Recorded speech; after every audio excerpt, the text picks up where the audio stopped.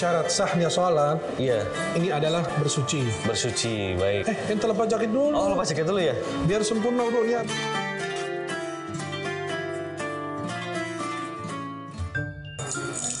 Ente buka air dengan kencang dulu. Ya.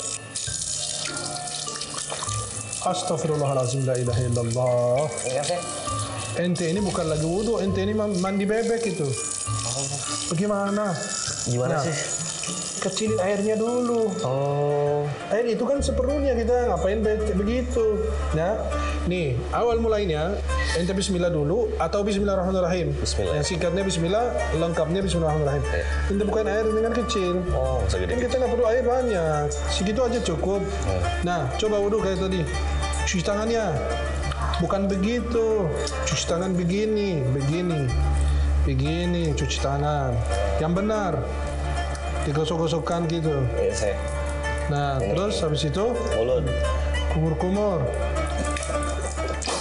La ilaha illallah. Ente sedang marah apa? Allahu Akbar. Ya gitu kali. Aduh. Nih, yaudah kita tutup dulu. Nanti Anda kasih tahu caranya ya.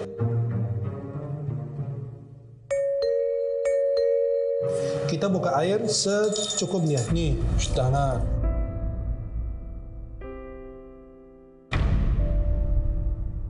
Habis itu kan kita basuh wajah nih. Kalau dipapar begini, itu nggak dilarang, makruh. Kita ngambil air begini. Nah, ini dibersihkan nih. Ini dibersihkan.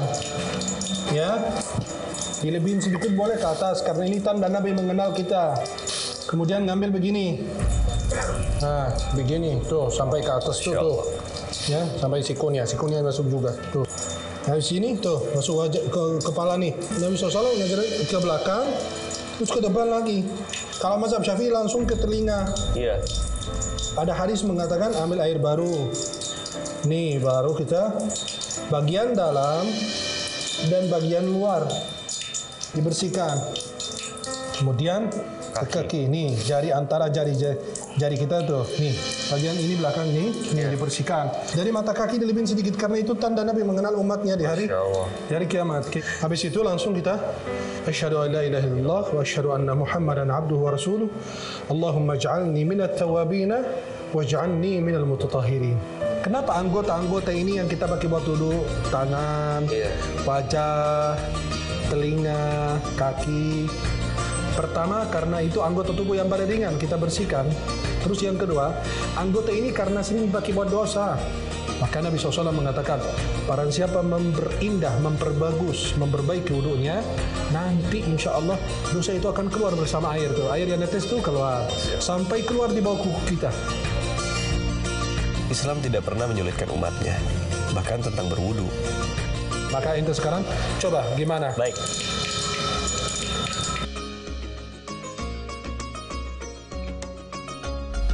Masya Allah, aku merasakan kedamaian dalam basuhan air wudhu ketika menyentuh jemariku. Aku akan berusaha terus menyempurnakan wudhuku dengan urutannya sesuai sunnah, agar mendapat fadilah di dalamnya.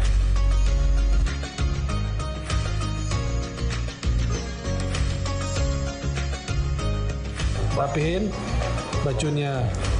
Ya, sudah rapi? Sudah. Nah, sekarang kita udah rapi, udah bersih, kita menghadap Allah. Alhamdulillah. Alhamdulillah. Jadi, kita sudah praktekkan cara wudhu yang benar. Jadi yang pertama tadi salah ya, yang aku kebanyakan air itu ya. Ini antum ini Masya Allah. Nah, jadi sekarang kita praktikkan cara sholat. Innallaha yansibu wajhahu liwajhi abdihi fi salatihi ma lam yaltafit. Allah itu memandang hamba, fokus kepada hamba pada saat hamba itu benar-benar tidak lirik kanan kiri, tidak banyak gerak. Sekarang kita praktikkan cara sholat yang benar. Pada saat ente berdiri nih paling nyaman, tegak. Kemudian kita bayangkan pada saat kita takbiratul ihram, dunia beserta isinya ente buang ke belakang. Ya, jadi kita bilang Allahu Akbar. Jadi apa? Allah Maha Besar dari segala-galanya. Udah urusan kerjaan, urusan rapat, urusan apapun, udah jadi kecil karena Allah Maha Besar. Allahu Akbar. Kemudian tangan kita boleh di sini, boleh begini, boleh begini. Kemudian nih tangan kita ini, nih kanan di atas kiri. Karena itu kebiasaan para nabi dan rasul. Nah, pada saat kita sesudah takbiratul ihram, kita baca doa iftitah atau istiftah, kemudian kita baca surat Al-Fatihah. Dengan apa? Dengan tartil, dengan memperhatikan tajwidnya. Karena kalau salah baca, salah arti, bahaya. Alhamdulillahi dibaca alhamdu, bukan kepujian, bukan pujian, tapi malah kematian. Itu berbahaya. Ini yang belum kudapati selama ini ketika sholat. Aku harus mampu menggugurkan segala urusan dunia untuk urusan akhirat. Pantas hidupku selama ini terasa hampa. Sholat yang selama ini kulakukan ternyata masih banyak yang kurang. Al-Fatihah. Bismillahirrahmanirrahim. Qul huwallahu ahad, Allahus samad, lam yalid wa lam yulad wa lam yakul lahu kufuwan ahad. Pada saat kita Allahu Akbar turun ke ruku, Ya. kayak gini. Sunnahnya begini. Nih, lihat. Dibuka aja. Pegang letutnya begini. Jika diletakkan di sini 1 gelas air nggak tumpah. Nanti ada orang bilang, "Oh, saya sakit kok. Saya dibebani harus begini." Enggak, Islam itu kan membawa kasih sayang rahmat.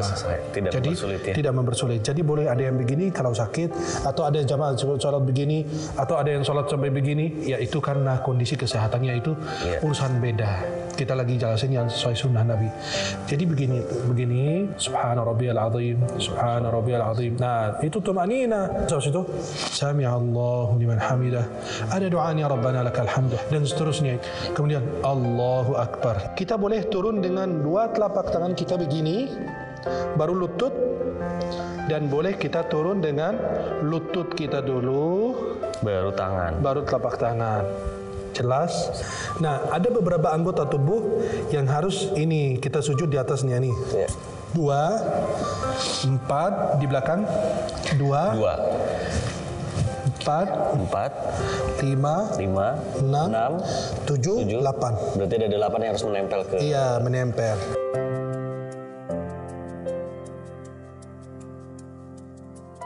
Kayaknya aku ada yang salah. Tadi aku sujudnya gini sih.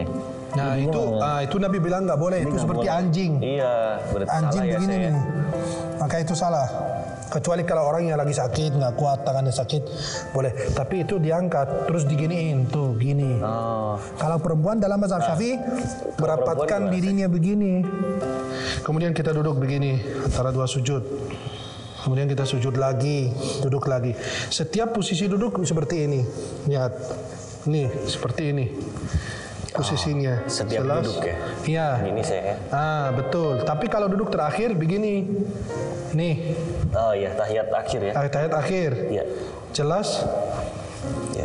Tapi itu kalau orang seandainya bilang, "Oh, saya sakit, saya nggak bisa duduk begitu, Pak. Saya cuma duduk begini." Boleh. Iya, iya. Atau ada yang duduk sampai duduk begini, ya nggak ada masalah. Iya. Itu tergantung daripada posisinya. Kalau bicara soal misalnya garuk gitu, berapa gerakan sih maksimal? Nggak harus gini. Islam itu tidak membatasi. Al-amalul kathir disebut hal-hal yang membatalkan sholat itu al-amalul kathir, gerakan banyak. Artinya gini, contoh.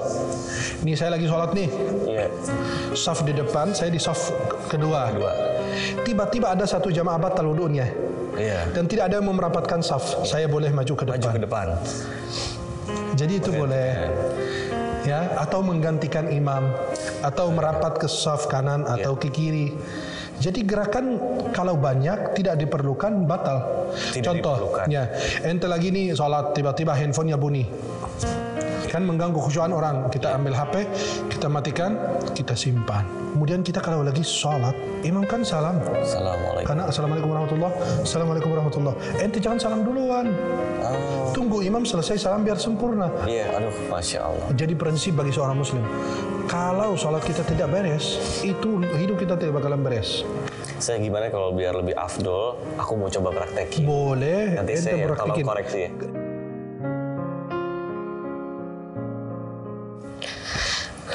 Allahu Akbar. Perkara yang sulit buatku selama ini adalah kehusuan dalam sholat. Aku harus meninggalkan segala perkara dunia dalam pikiranku.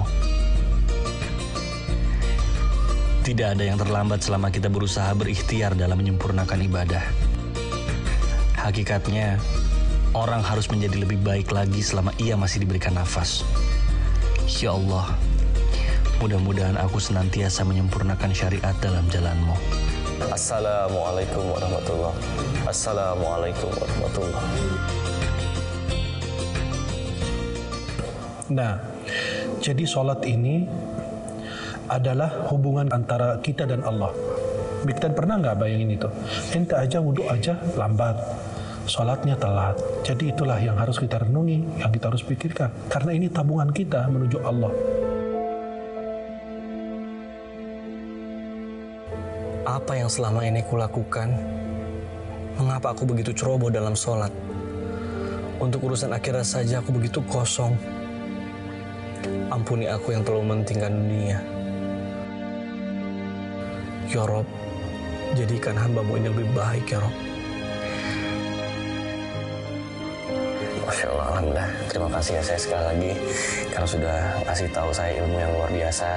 Juga saya berdoa mudah-mudahan Allah memaafkan semua kehilafan dan kesalahan saya. Semoga Allah maafkan kita, bukan ente yang salah sendiri, kita semua punya salah.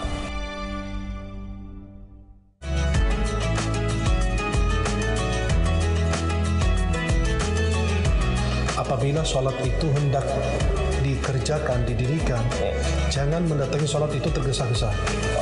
Ya,